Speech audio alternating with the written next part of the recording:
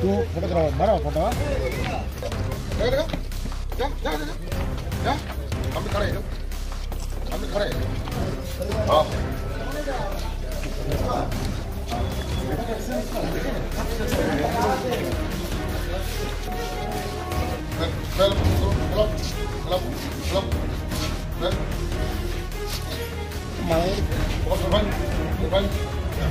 আমাদের উদ্দেশ্য হচ্ছে যে আমাদের প্যাসেঞ্জার যারা আছেন তাদের ভিতরে কনফিডেন্স বিল্ড আপ করা, যে আমরা চেকিংগুলো কারণ 10 তারিখের ঘটনাটা আপনারা জানেন, অনেকে একটু শঙ্কিত ভীত আছে।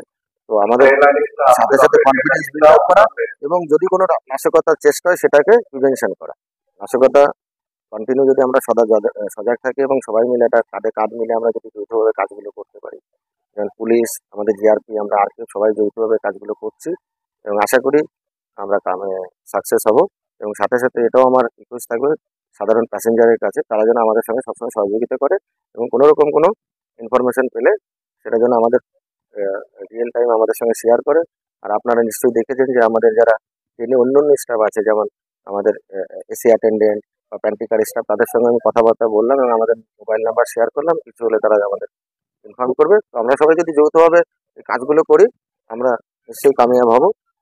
ভবিষ্যতে কিছু একজন চালাবে, কন্টিনিউ চলবে এটা। চেকিং ছাড়া কি কি রোড চলছে?